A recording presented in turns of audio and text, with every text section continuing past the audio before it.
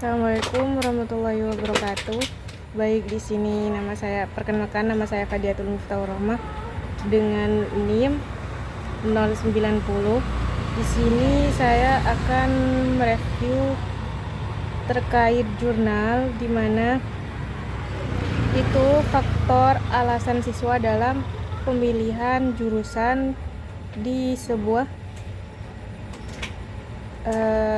universitas.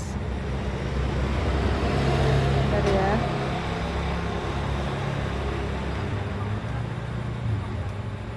Nah, untuk judulnya di sini, judul artikelnya itu ada analisis korespondensi untuk mengetahui keterkaitan alasan mahasiswa memilih jurusan di FMIPA Universitas Tanjung Pura.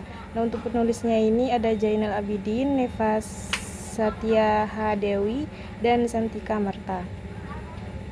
Untuk jurnalnya Buletin Ilmiah, dan untuk volumenya ini terus langsung saja ya.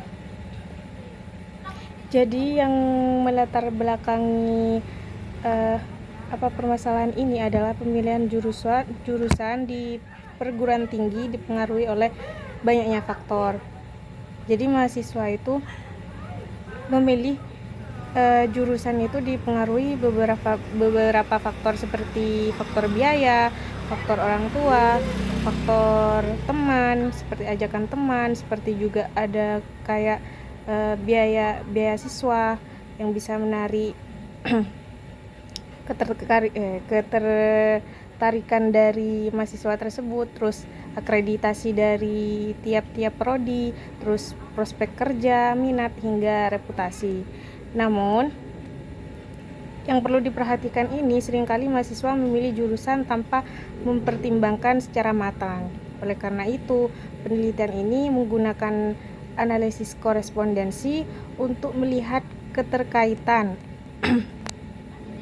antara faktor-faktor tersebut dengan pemilihan jurusan mahasiswa FMIPA Universitas Tanjung Pura. Kemudian untuk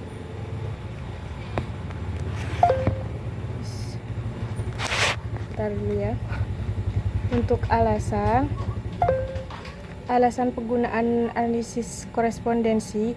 Jadi di sini kenapa sih harus menggunakan analisis korespondensi? Karena analisis korespondensi ini mampu memvisualisasikan hubungan antar kategori baris dan juga kolom secara bersamaan. Jadi ini bisa praktis gitu dengan penggunaan analisis korespondensi. Kemudian yang kedua, hasil analisis mudah dipahami karena bisa divisualisasikan dalam bentuk peta. Jadi selain yang pertama tadi ini, kenapa analisis korespondensi harus menggunakan analisis korespondensi? Karena ini mudah dipahami dan bentuk outputnya yang dihasilkan itu nanti akan ada petanya, sehingga kita dapat lebih mudah untuk memahaminya. Kemudian analisis korespondensi mampu memvisualisasikan hubungan antar kategori baris, jurusan, dan kategori kolom alasan secara bersamaan. Kemudian metode. Penelitian ini menggunakan analisis korespondensi dengan data kategori. Ini ya. Variabel baris, ini variabel barisnya. Seperti matematika, fisika, kimia, dan lain-lain. Dan ini setelah saya lakukan kembali analisis korespondensi di SPSS, ini hasilnya. Jadi dapat disimpulkan dari sini bahwa matematika lebih banyak dipengaruhi faktor akreditasi, yaitu 0,412 matematika.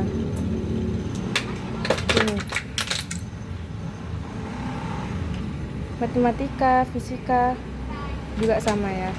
Terus kimia rendah pada semua faktor tapi cukup pada beasiswa dan minat bakat. Biologi cenderung pada minat bakat. Sistem komputer juga ini merata di beberapa faktor, tidak terlalu menonjol juga. Jadi kemudian untuk ilmu kelautan di sini, untuk ilmu kelautan menonjol pada orang tua, sedangkan sistem informasi lebih kuat pada biaya dan beasiswa. Kemudian untuk tabel kolom profil menunjukkan faktor dominan tiap jurusan. Biaya paling yang menjadi faktor paling berpengaruh yaitu adalah biaya di prodi fisika, matematika, dan sistem informasi.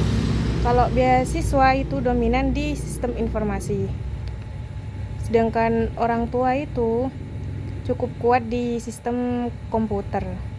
Orang tua ini sistem komputer. Nah ini kan lebih besar, paling besar ini kan. Jadi bisa disimpulkan ini orang tua ini adalah pengaruh yang lebih besar dari faktor-faktor lain gitu. Kemudian hasil dari summary kita bisa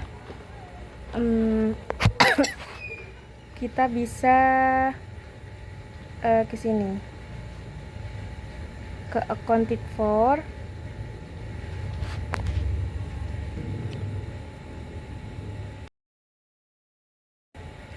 Di summary kita bisa lihat dari proportion of inertia accounted for. Nah, dimensi 1 ini pokoknya yang lebih dari 0,2 yaitu bisa atau layak digunakan.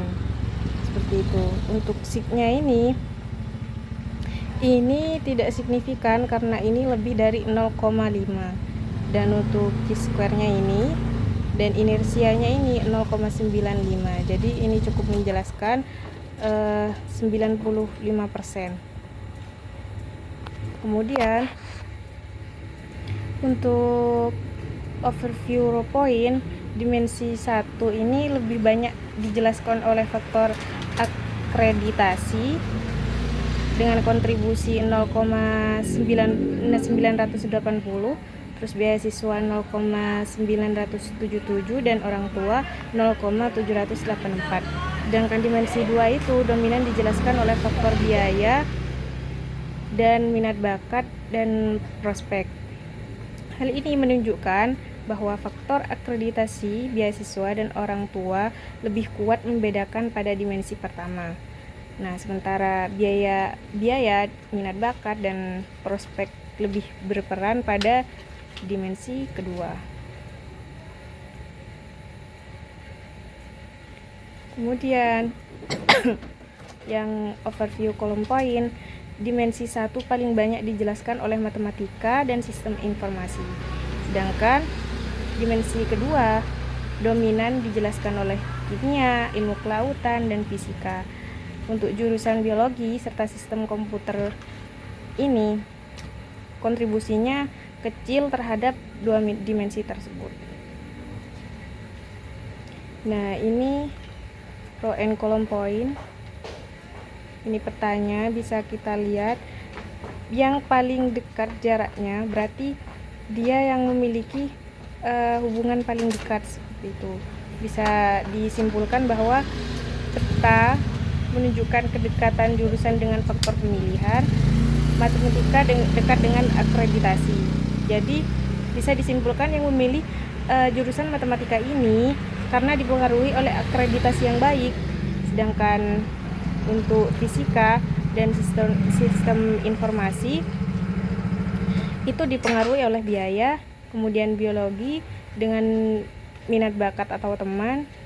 Kemudian bahwa analisis korespondensi ini menegaskan tiap jurusan dipengaruhi oleh faktor yang berbeda. Terus untuk eh, konsep atau yang kelebihan dari jurnal ini adalah metode yang tepat analisis, yaitu menggunakan analisis korespondensi dan penggunaan sampel yang besar yaitu 330 dan hasil yang jelas. Kemudian untuk kekurangannya tidak ada data mentah dan hanya satu fakultas saja. Analisisnya juga menggunakan analisis deskriptif. Terus kemudian itu untuk saran dari saya, akan lebih baik apabila menampilkan data mentah dan juga memperluas objek serta menambahkan beberapa faktor atau analisis kualitatif. Kemudian yang dapat diambil pelajaran dari jurnal ini yaitu tiap jurusan dipengaruhi oleh faktor dominan berbeda sehingga pemilihan jurusan mahasiswa tidak seragam dan dipengaruhi oleh kondisi spesifik. Kesimpulan dari analisis yang saya lakukan ini adalah penelitian ini pemilihan jurusan dari mahasiswa FMIPA Universitas Tanjung Pura ini dipengaruhi oleh beberapa faktor seperti biaya, pengaruh orang tua dan lain sebagainya. Nah, untuk yang paling berpengaruh adalah faktor biaya, kemudian faktor orang tua. Nah, analisis korespondensi berhasil menunjukkan keterkaitan antara variabel-variabel tersebut melalui pemetaan dua dimensi, sehingga dapat disimpulkan bahwa alasan mahasiswa memilih jurusan itu tidak seragam dan dipengaruhi oleh faktor-faktor yang berbeda-beda, juga kebutuhan spesifik masing-masing jurusan. Mungkin itu saja dari saya. Assalamualaikum warahmatullahi wabarakatuh.